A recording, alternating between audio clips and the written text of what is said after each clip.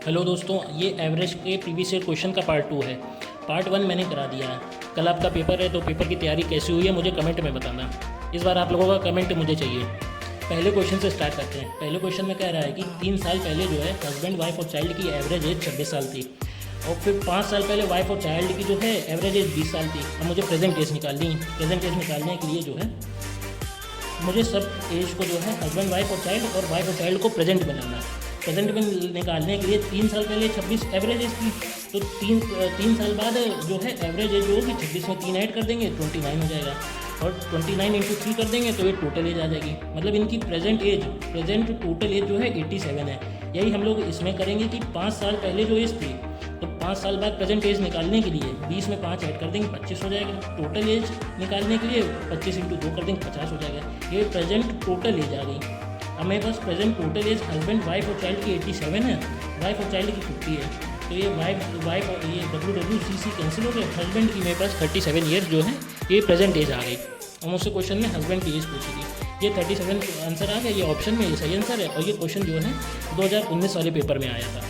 ये क्वेश्चन इसके बाद रिपीट भी हुआ है, 2020 वाले पेपर में भी आया। अब नेक्स्ट क्वेश्चन करते हैं।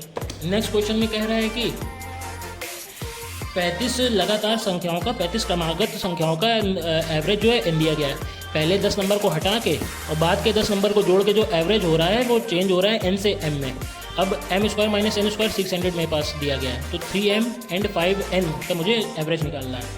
इस ऐसे क्वेश्चन में जब पहले के 10 नंबर हटा दिए जाएँ और बाद के 10 नंबर जोड़ दिए जाएँ, इनको ऐसे करना है कि जो एवरेज मेरे पास पहले से दिया गया है n, और बाद के जो 10 नंबर जोड़ दिए जाते हैं उसको मुझे एवरेज में ऐड करके नए एवरेज के पुराने एवरेज में ऐड करके नए एवरेज के बराबर करना है। पुराना एवरेज n है, बाद के जो 10 नंबर ऐड किए गए वो मैंने पुराने एवरेज में जोड़ा और नए एवरेज के बराबर कर दिया। यहाँ से मेरे पास वैल्यू निकल के आ गई m माइनस एन बराबर 10, और मेरे पास वैल्यू दी गई है m square minus N square बराबर 600। ये a square minus B square है, इसको a minus B a plus B के फॉर्म में लिख दिया। तो m minus N m plus N बराबर 600। m माइनस एन की वैल्यू मैंने धर दी 10, तो m प्लस एन की वैल्यू मेरे पास आ गई 60। m माइनस एन की वैल्यू मेरे पास दी गई थी 10, ठीक है। तो m की वैल्यू जो है यहाँ से निकल के 35 आ गई, n की 25 आ गई। अब मुझे 3m प्लस 5n निकालना है, ठीक है। तो m तो दिया गया है, तो 35 इंटू 3 हो गया, n भी 25 है, 25 इंटू 5 125 हो गया। मुझे इसका एवरेज निकालना है। इन दोनों को ऐड किया 105 और 125, तो ये आपका आ गया 5 5 10 213 200, तो ये 2 ये हो गया 202 202 2 5 10 115 आपका एवरेज आ गया। ये सही आंसर आ गया, ये ऑप्शन भी दिया गया। ये क्वेश्चन 2019 वाले पेपर में भी आया है। अब नेक्स्ट क्वेश्चन करते हैं। आप लोग आज कमेंट करिएगा, मुझे कमेंट देखना है, और प्लीज़ वीडियो को लाइक कर देना, लाइक और सब्सक्राइब कर देना। अब दिया गया है क्वेश्चन में कह रहा है कि 17 लगातार नंबर का जो है सम जो है 289 दिया गया है, और उसके बाद sum of another 10 consecutive number whose first term is 5 more than the average of first set of consecutive numbers is। ठीक, तो अब इसमें देखो सम ऑफ 17 कॉन्जिक्यूटिव नंबर, तो मैं इसका एवरेज निकाल लेता हूँ। तो 289 अपॉन में 17 किया, टोटल नंबर 17 और टोटल सम 289 दिया गया, इसको काटा तो मेरे पास एवरेज आ गया 17, ठीक है। अब sum of another 10 consecutive number whose first term is 5 more than the average of first set of consecutive number। मतलब आप समझे क्या कह रहा है? कह रहा है कि इसको ध्यान से समझना। सम ऑफ अनदर 10 कॉन्जिक्यूटिव नंबर, इसमें कह रहा है कि जो सम ऑफ अनदर जो अगले 10 नंबर है उसका जो फर्स्ट नंबर है वो 5 ज़्यादा है एवरेज ऑफ दी 5 ज़्यादा है average of the first set. मतलब 5 ज़्यादा है किससे? 17 से ज़्यादा है average of the first set. First set मतलब ये एवरेज मेरा निकल के आया है। 5 ज़्यादा है तो 17 प्लस 5 22, ये मेरी आ गया, ये फर्स्ट टर्म हो गया न्यू सीरीज़ का। न्यू सीरीज़ मेरे को निकल के आई 22, और न्यू सीरीज़ में 10 नंबर है लगातार, ठीक। तो ये 22 23 24 25 22 23 24 25 26 27 28 29 30 31, ये आपका जाएगा 31 तक, ठीक। तो मुझसे whose first term is the average of the first set, तो हम मुझसे पूछा एवरेज निकालना है, तो मुझे इस सीरीज़ का जो है एवरेज निकालना है। इस सीरीज़ का मुझे एवरेज निकालने के लिए या तो मैं इन दो सबको ऐड करके 10 से डिवाइड कर दूं, तो ऐसे में तो टाइम बहुत वेस्ट होगा। आप देखो कि ये एपी सीरीज़ से भी सॉल्व हो जाएगा। एपी सीरीज़ का मैं फॉर्मूला लगा दूंगा n/2 a plus L. n मतलब टोटल टर्म्स मेरे पास हो गए 10, और a मतलब फर्स्ट टर्म मेरे पास है 22 और लास्ट टर्म मेरे पास है 31। ये कैंसिल हो गया, यहाँ पे आया 5, 5 और यहाँ पे आ गया 3, 3 2 5, ये आ गया 5 3 15, 5 1 5 5 25 1 26, 265 ये सही आंसर आ गया। ये ऑप्शन में दिया गया। ये क्वेश्चन 2019 वाले पेपर में आया था। ये क्वेश्चन आप ये लाइन समझ लेना, इस लाइन में क्या कह रहा है। जो अगले 10 लगातार नंबर हैं उसका जो फर्स्ट टर्म है वो 5 ज़्यादा है पुरानी सीरीज़ के एवरेज से। मतलब पुरानी सीरीज़ ये है, इसका एवरेज मेरे पास 17 निकल के आया। इस 17 से जो नई सीरीज़ का फर्स्ट टर्म 5 ज़्यादा है, तो ये मेरे पास आ गया 22 23 24 25। ठीक, ये आप समझ लो। अब नेक्स्ट क्वेश्चन करते हैं।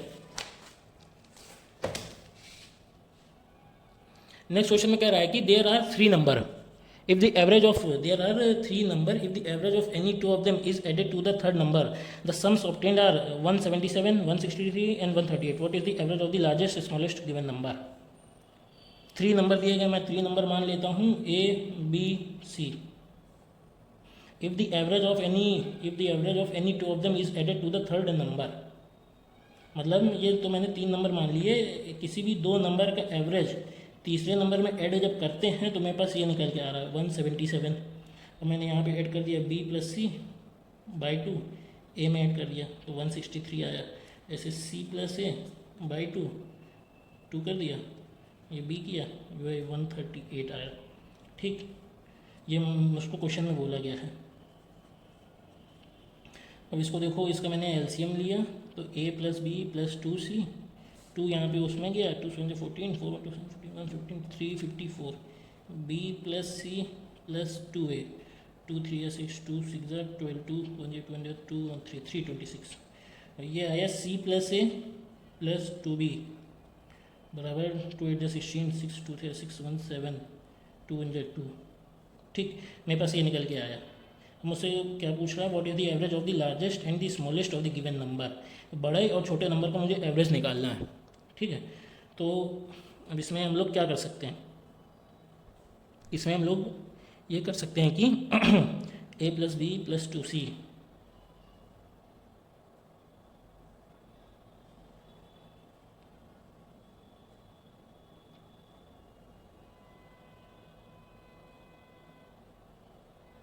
if the average of any 2 of them is added to the third number, the sums obtained are, what is the average of the largest 3 number A + B।